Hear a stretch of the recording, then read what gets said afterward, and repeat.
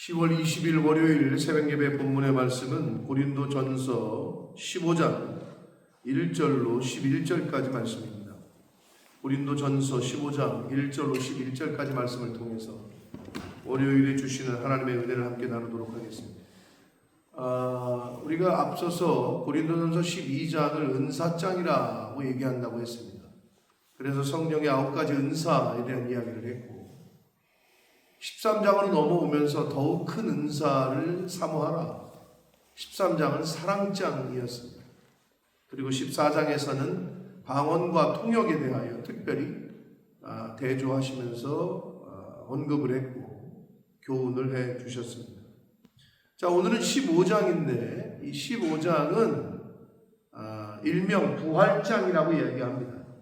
왜냐하면 부활에 대한 교훈을 아주 자세하게 잘 해 주시고 있기 때문입니다. 그래서 당시에 바울은 그 예수 그리스도의 부활의 확실성을 구약 성경과 구약에 이미 예언된 구약 성경과 그리고 부활의 목격자들의 목격담을 통해서 이제 실증을 하고 있어요. 설명을 하고 있단 말이에요. 그래서 오늘날도 마찬가지입니다만은 당시에 고린도 교회에 그 주의 예수 그리스도의 부활을 의심하는 사람들이 있었던 것 같아요. 그래서 그들을 향해서 예수 그리스도의 부활은 명백한 사실이 있었던 것이고 목격자들과 구약 성경에 이미 예언된 말씀들을 언급하면서 이제 실증을 해주고 있습니다. 그리고 이 예수 그리스도의 부활은 믿는 성도들의 부활로 자연스럽게 연결이 되며 예수 그리스도께서 부활의 첫 열매가 되셨기 때문에 믿는 성도들은 부활의 둘째 열매로 우리도 부활하게 될 것이다 라는 설명을 이제 해주고 있습니다. 그래서 여러분 예수 그리스도의 부활이 없다면 우리 기독교는 아무것도 아니다. 예수 믿는 사람들은 아무것도 아니다. 예수 그리스도의 부활이 없다면 우리가 이렇게 지금 열심히 하나님의 말씀을 지키려고 애쓰고 힘쓰고 수고하고 헌신하고 희생할 어떻게 보면 필요가 없다라고 해도 과언이 아니에요. 그러니까 죽는 것으로 끝난다. 그렇다면 아무것도 아니죠. 그래서 사실은 이 부활이라는 얘기는 부활은 이퀄 천국과 같은 거예요. 부활이 없다는 건 천국도 없다는 것과 같은 얘기예요. 그래서 부활 신앙은 기독교에서 그리고 성경에서 가장 중요한 핵심 중에 핵심이다라고 말씀드릴 수 있습니다. 자, 부활장이라고 일컬어지는 고린도전서 15장 말씀들을 통해서 함께 교훈을 받도록 하겠습니다. 오늘은 11절까지 말씀까지 보도록 합니다. 1절입니다. 형제들아, 내가 너희에게 전한 복음을 너희에게 알게 하노니 이는 너희가 받은 것이요 또 그 가운데 선 것이라. 여기서 복음은 물론 예수님께서 가르쳐 주시고 말씀하신 모든 것이라고 말할 수 있겠으나 구체적으로 핵심을 얘기하자면 예수 그리스도의 십자가를 통한 죽음과 그리고 사흘 만에 부활하신 부활에 대한 이야기라고 말씀드릴 수 있습니다. 그러니까 결국 15장에서 말하는 복음의 핵심은 부활을 얘기하고 싶은 거예요. 2절, 너희가 만일 내가 전한 그 말을 굳게 지키고, 여기서 지킨다라고 번역을 한 헬라어 이 카테코라는 말은 보유하다, 간직하다 이런 뜻이에요. 그러니까 가르친 말을 복음을 잘 간직하고 있으면, 그게 지키고 있으면, 헛되이 믿지 아니하였으면 이렇게 되어 있어요. 잘 지키면서, 잘 간직하면서, 잘 기억하면서 헛되이 믿지 아니하였으면 그로 말미암아 복음으로 말미암아 구원을 받을 것이다 라고 되어 있습니다. 로마서 1장 16절에 바울은 이 복음은 모든 믿는 자에게 구원을 주시는 하나님의 능력이다 라고 말씀을 했어요. 그렇기 때문에 복음으로 말미암아 구원을 받으리라. 복음은 모든 믿는 자에게 주시는 하나님의 능력이다. 같은 맥락에서 말씀을 해 주셨다라고 볼 수 있습니다. 3절 봅니다. 내가 받은 것을 먼저 너희에게 전하였노니. 내가 받은 것, 예수께로부터 받은 것을 먼저 너희에게 전하였노니 이는 성경대로 그리스도께서 우리 죄를 위하여 죽으시고 4절 장사 지낸 바 되셨다가 성경대로 사흘 만에 다시 살아나셨다. 살아나사 그랬는데 이거는 문법적으로 보면 현재 완료형이에요. 그러니까 살아났다라는 것이 지금까지도 영향을 미치고 있다라는 거예요. 그러니까 문법적으로 그 현재 완료 형태를 쓰고 있다. 그러니까 예수 그리스도의 십자가의 죽으심과 부활은 오늘날까지 저와 여러분에게 영향을 미치고 있다라는 것을 문법적으로도 이렇게 표현을 해주고 있습니다. 그렇기 때문에 성경대로 이렇게 되어 있어요. 하나님의 말씀대로 예수 그리스도는 십자가에서 죽으셨고 하나님의 말씀대로 하나님의 뜻대로 사흘 만에 부활하셨다. 그래서 복음은 특별히 15장에서는 예수 그리스도의 죽음과 부활이라고 딱 정의를 할 수 있습니다. 넓게는 물론 예수님이 가르쳐 주시고 보여주신 모든 것이라고 말씀을 할 수 있겠습니다만은 아주 핵심적으로는 예수 그리스도의 죽음과 부활이다. 5절 봅니다. 자, 사흘 만에 살아나셔서 게바 즉 베드로에게 보이시고 후에 12 제자에게 보이셨다. 그 후에 500여 형제에게 일시에 보이셨나니 그 중에 지금까지 대다수는 살아있고 어떤 사람은 잠들었다. 잠들었다는 건 죽었다는 걸 의미하는 거죠. 7절 그 후에 야고보에게 보이셨으며 주의 형제 야고보입니다. 그 후에 모든 사도에게와 초대교회에서 예수 그리스도의 부활의 모습을 목격하고 복음을 전하게 된 모든 사람들을 표현하고 있는 거예요. 여기서 말하는 모든 사도는 12사도를 말하는 게 아니라 초대교회에서 예수 그리스도의 부활을 목격하고 복음을 전하게 된 모든 사람들을 말하는 것이다. 그렇게 보이셨고 8절 맨 나중에 만삭되지 못하여 난 자 같은 자신에게도 내게도 바울의 겸손입니다. 바울 사도는 예수 그리스도의 12제자에 포함되지 아니했고 예수 그리스도께서 살아계실 때에는 사울이었기 때문에 핍박을 하고 믿는 사람들을 잡아다 가두는 일을 했기 때문에 부활하신 예수 그리스도를 만난 바울은 자신을 이렇게 낮춰서 표현을 했고 바울의 겸손된 태도를 우리가 볼 수 있는 건데 만삭되지 못하여 난 자, 뭐 칠삭동이건 팔삭동이건 미숙하게 태어난 자 같은 자신이라고 표현을 했어요. 그러니까 바울의 겸손인데 내게도 보여주셨다. 나타나셨다. 다메섹 도상에서 부활하신 예수 그리스도께서 사울을 찾아가셨고 거기서 이제 사명을 주시잖아요. 그 이야기를 만삭되지 못한 자에게도 자신에게도 보여주셨다.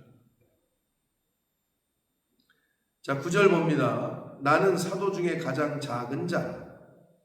이것도 바울의 겸손을 바울의 겸손한 자세와 태도를 볼 수 있습니다. 그러니까 나는 하나님의 교회를 박해하였으므로 자울이었을 때 그랬죠.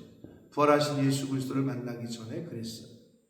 사도라 칭함 받기를 감당하지 못할 자가 사실은 자신이. 그러나 내가 나의 자신이 지금 사도로서의 바울이 된 것은, 내가 나 된 것은, 사울에서 바울로 변하게 된 것은 하나님의 은혜로 된 것이니, 내게 주신 그의 은혜가, 하나님의 은혜가, 예수 그리스도의 은혜가 헛되지 아니하여 내가 모든 사도보다 더 많이 수고하였으나 내가 한 것이 아니요 오직 나와 함께 하신 하나님의 은혜로다. 그러므로 나나 그들이나 이같이 전파하매 모든 사도들이나 예수 그리스도의 부활을 목격한 복음을 전하는 그들이나 이렇게 전파하니 너희도 이같이 믿게 된 것이다 라고 말하고 있습니다. 그런데 이제 10절에서 자신이 사울에서 바울이 되고, 그리고 자신이 복음을 전하게 된 모든 것이 모두 하나님의 은혜다 라고 고백하는 이 바울의 고백이 우리를 참 옷깃을 여미게 하고 겸손하게 하는 그러한 말씀을 이 10절에서 해 주시고 있습니다. 그러니까 모든 것이 은혜다, 그런 찬양이 있잖아요. 은혜라는 찬양. 바울께서 이렇게 생각했다는 거죠. 그러니까 저와 여러분도 한 날 한 날을 살아가고 이 세상을 살아가는 것이 저절로 되는 것도 아니고, 뭐 내가 능력이 있어서도 아니고, 수많은 사람들이 하루에도 죽어가는데 여러 가지 사건과 사고와 또 병으로, 근데 내가 뭐 능력이 있어서 그걸 피해가는 것이 아니라, 꼭 죽음만의 문제가 아니라 삶의 모든 것이 하나님의 은혜라는 생각을 갖고 사는 사람과 그렇지 않은 사람과는 삶의 밀도가 달라지고, 자세가 달라지고, 태도가 달라지고, 그리고 말이 달라지고, 행동도 달라지고. 사랑하는 성도 여러분, 바울 사도가 그렇게 말했지만 하나님이 주시는 직분이 있잖아요. 다 사도겠느냐, 다 교사겠느냐, 다 가르치는 자겠느냐, 이렇게 말씀하신 말씀이 있었지만, 오늘날로 말하면 다 목사겠느냐, 다 장로겠느냐, 다 권사겠느냐, 뭐 다 주일학교 교사겠느냐, 이런 표현일 텐데, 하나님이 주시는 직분의 특징이 있어요. 그게 뭐냐면, 직분을 받는 사람들이 다 뭐라고 표현하냐면, 처음에는 저는 아닙니다. 저는 자격 미달입니다. 저는 아직 그렇게 준비가 안 됐습니다. 제가 어떻게 합니까? 이렇게 표현한단 말이에요. 근데 가만히 보면 하나님이 주시는 직분의 특징은 자격 미달인 사람들에게 주시는 것 같은 그런 특징이 있다는 거예요. 그러니까 잘해서 능력이 많아서 그 사람에게 그런 직분을 준다기보다는 조금 부족하지만,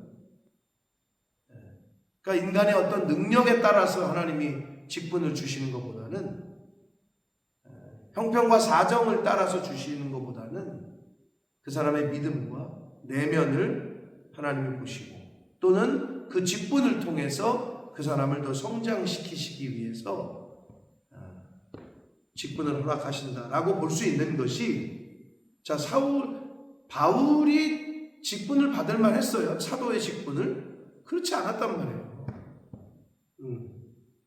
사울이었을 때 아주 못됐고, 예수 믿는 사람들 잡아다가 목에 가두고 죽이고 하는데 1등 앞장 선봉에 섰던 사람이고, 그런데 하나님이 그 사람을 들어 쓰셨단 말이에요. 우리도 마찬가지예요. 뭐 저와 여러분, 우리가 자격이 돼서 지금의 모습을 우리가 하고 있습니까? 그렇지 않아요. 바울의 표현대로 모든 것이 하나님의 은혜인데, 그러므로 하나님의 직분을 받은 사람들의 자세는 바로 이와 같아야 됩니다. 복음을 전하는 사람들의 자세는, 성도의 자세는 바로 바울의 이 고백 같아야 될 줄 믿습니다.